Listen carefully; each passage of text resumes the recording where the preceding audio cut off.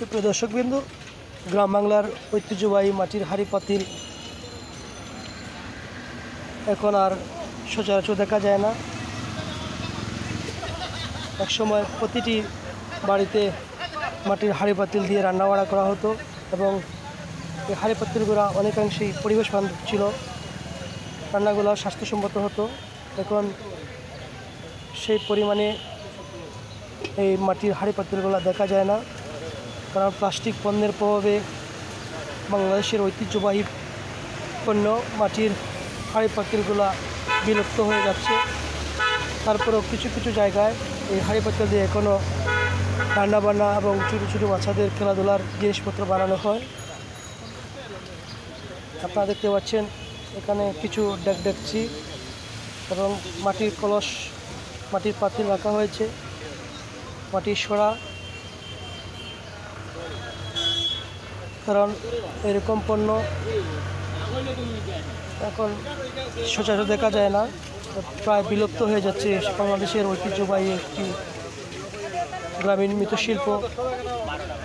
এই মৃৎশিল্পকে বাঁচিয়ে রাখার জন্য আসলে যারা কুমাররা আছেন তাদেরকে পৃষ্ঠপোষকতা করা দরকার, কারণ এইসব পণ্য কিন্তু অনেক স্বাস্থ্যসম্মত।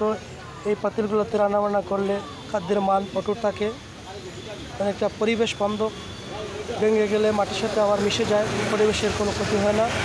এই ধরনের পণ্য ব্যবহার করার জন্য প্রত্যেকটা নাগরিকের উৎসাহিত দেওয়া প্রয়োজন।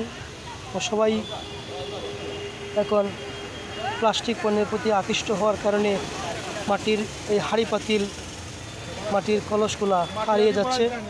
এবং আরেকটি সিলেটের ঐতিহ্যবাহী পণ্য, সেটা হচ্ছে মাটির তৈরি শিকড়। সেই পণ্যটা অনেক মানুষ আগে খেতেন।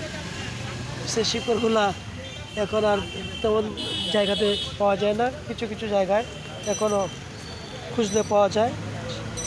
সেই হাঁড়ি পাতিল এবং মাটির পণ্যগুলা সিলেটের ঐতিহ্যবাহী কেন ব্রিজ এবং কালী আমজাদ বাড়ির পাশে সারদা হলের সামনে কিছু বিক্রেতারা বিক্রি করে থাকেন।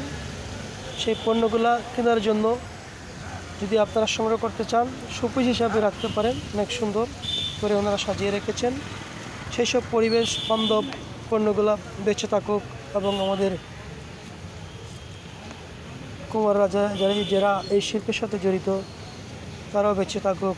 এই পণ্যগুলা আমাদের ঐতিহ্যের দ্বারক বাহক। সেই ঐতিহ্যবাহী পণ্যগুলোকে বাঁচিয়ে রাখার জন্য সকলে কিছু কিছু পণ্য কিনে নিলে এই পণ্যগুলা হয়তো বেঁচে থাকবে, না কোনো একদিন আমাদের পণ্যটা বিলুপ্ত হয়ে যাবে।